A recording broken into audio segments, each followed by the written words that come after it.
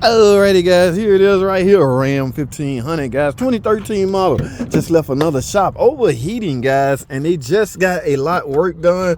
In fact, how many miles on this thing? I feel that hard start, 136,000. I don't want to run it, 136,000 miles. I want to take a look at something first, guys. I don't want nothing to happen on my watch as far as engine seizing up, locking up, or overheating or anything like that. Okay, new battery. Okay, new water pump. Y'all see that?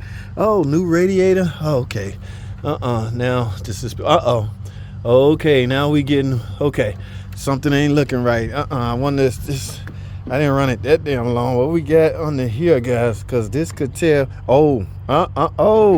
Wait a minute. Oh my goodness. All right, guys.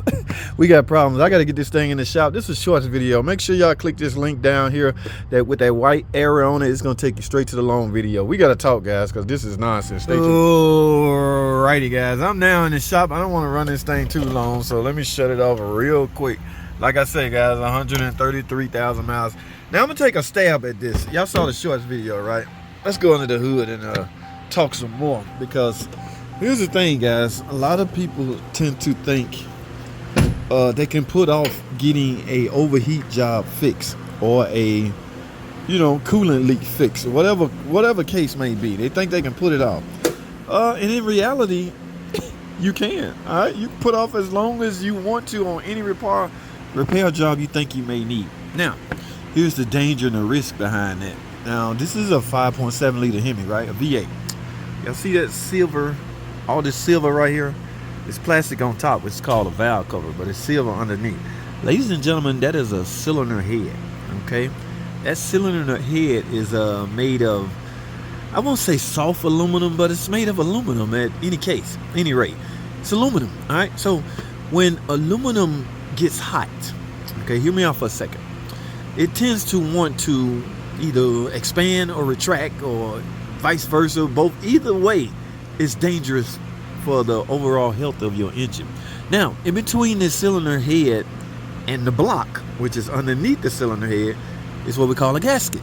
In this case, MLS, multi-layered steel head gaskets is what most cars use these days. So the chances of that blowing, I wouldn't say slim, because the chances of the head gasket blowing is just that, a superficial chance. Maybe I might be using the wrong words, but guys, it would be hard pressed. Multi-layered steel, you know what that means? A couple of sheets of steel, little thin steel layers stacked on top of each other, and they place them in between the cylinder head and the block, okay, to, for the reasons need be. Now, back in the day, we used to use paper head gasket, right? Yeah, when those blow. You can get away with removing your cylinder head and freaking replacing head gasket. You can get away with it now if you're 100% sure that's your problem. But here's the risk. Back in the day, they wasn't using a lot of aluminum heads, okay? Yeah, so today's times done changed, and they're using aluminum heads and steel blocks.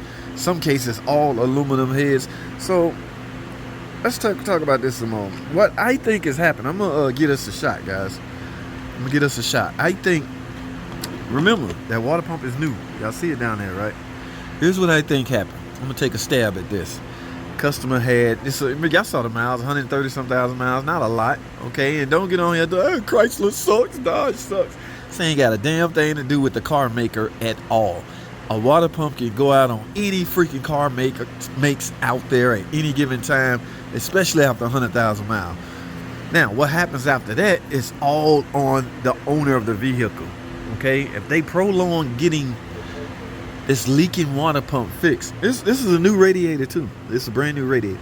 If they prolong or put that off, getting that fixed, this is what could happen. You could exhibit blown head gasket symptoms, but you wait too late, then you gonna have some problems like this customer had, right?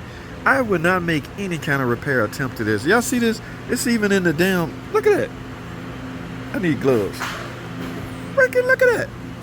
Yeah, I'm not gonna make any kind of repair attempt to this damn thing. I don't give a damn what no customer might say. It just need a flush. Now, guys, be careful with that.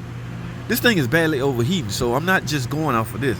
Now, because in some cases, if you see this, one could assume and verify and check the cooler. Okay, yeah, a lot of cars, heavy duty vehicles use external engine oil cooler. Okay, so if they ruptures internally, oil can mix with the coolant and end up like this.